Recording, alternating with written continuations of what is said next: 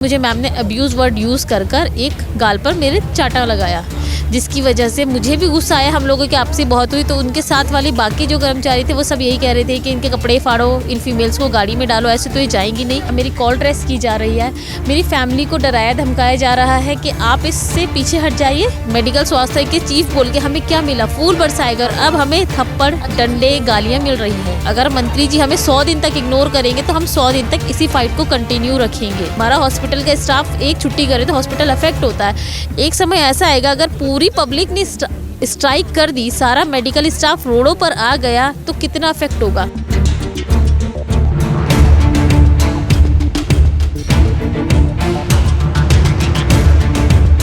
Sir हम लोग normally जैसे अपना हमारा ये कूच का प्रदर्शन जारी है, हम लोग अपना सीएम हाउस की कूच के लिए तैयारी करके जा रहे थे।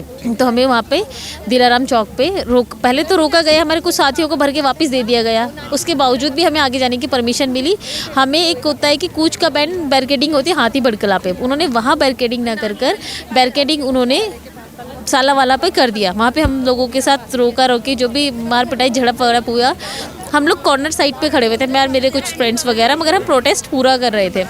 तो वो मैम हमारे पास है, हमने कहा मैम आप थोड़ा पीछे होकर बात कीजिए। आपने वीडियो भी देखा होगा कि हम उनसे कुछ कह रहे थे, तो हमने यही कहा कि मैम आप थोड़ा पीछे होकर बात कीजिए, मेरा सर्जरी हुआ है। ये सुनने के बाद मुझे मैम ने अब्यूज़ वर्ड यूज़ कर एक गाल पर मेरे चाटा लगाया, जिसकी वजह से मुझे भी गुस्सा आया। हम लोगों की आपसी बहुत हुई, तो उनके साथ वाली बाकी जो कर्मचारी थे वो सब यही कह रहे थे कि इनके कपड़े फाड़ो, इन फीमेल्स को गाड़ी में डालो, ऐसे तो ये जाएंगी नहीं। जब कपड़े फटेंगे तभी ये गाड़ी में जाएंगी। तो सर ये कहाँ का न्याय है? जिस एप्रेन के लिए सन 2020 में हमें अप्रिशिएट किया जा रहा था, आज उसी एप्रेन को फाड़ने के लिए सन 2025 में बोला जा रहा है, वो भी पुलिस कर्मियों के द्वारा। कोविड के टाइम में फुल कोविड के टाइम पे हमें कोरोना वॉरियर्स बोल के, कोरोना सपोर्टर बोल के, मेडिकल स्वास्थ्य के चीफ बोल के हमें क्या मिला, फूल बरसाएगा। अब हमें थप्पड़ डंडे गालियाँ मिल रही हैं। इसीलिए क्या उस समय हमने अपनी जान जोखिम में डाल के इन सभी लोगों की सेवा की थी? ये तो कोई न्याय नहीं है ना। और हम जिस कूच का आयोजन कर रहे हैं और जिस चीज़ के लिए हम धरना प्रदर्शन कर रहे हैं वो कोई बड़ी मांग नहीं है, हमारी बहुत जेन्युइन सी मांग है। जो एक हमारी है कि हमें सिर्फ सीनियरिटी चाहिए, सीनियरिटी ऐसी कि जो आपने सन 2020 में हम बच्चे एग्ज़ाम के लिए प्रिपेयर थे, क्योंकि हम 15 के पास आउट थे, तो 5 साल का गैप हमारे लिए इनफ था। हमारे नॉलेज में तो हम 20 में एग्ज़ाम कर सकते थे। आपने वो एग्ज़ाम एक दिन पहले कैंसिल करके उस भर्ती को आपने सीनियरिटी वाइज कन्वर्ट कर दिया, और आज हमें हो गए हैं 10 साल पास आउट हुए हैं। आज आपने उसी भर्ती को सीनियरिटी से कैंसिल करके, जिस सीनियरिटी में हमारे सीनियर तो सीनियर, हमारे जूनियर सुपर जूनियर भी उस भर्ती के दौरान अंदर आ चुके हैं बाय कास्ट। और हम ये चाहते हैं कि आज आप सडन ये रूल चेंज कर दे रहे हो कि मतलब सीनियरिटी कैंसिल करके एग्ज़ाम कर दे रहे हो। 5 साल के दौरान में 2 बार नियम चेंज हो रहे हैं। सरकार कहती है कि पारदर्शिता चाहिए। पहले कौन सी ऐसी पारदर्शिता थी जो इस समय आपको नहीं मिल रही है? तो मैं अपने मंत्री जी से अनुरोध करती हूँ कि मंत्री जी, जो आपने हमारे सीनियर्स को दिया है वही हमें दीजिए। और जो ये आज स्थिति बनी हुई है देश में, ये स्थिति सिर्फ एक हमारे सरकार की वजह से बनी हुई है। सरकार चाहती है तो सब कुछ हो सकता है। जब रातों रात एग्ज़ाम कैंसिल हो सकता है तो सरकार के कहने से सब हो सकता है।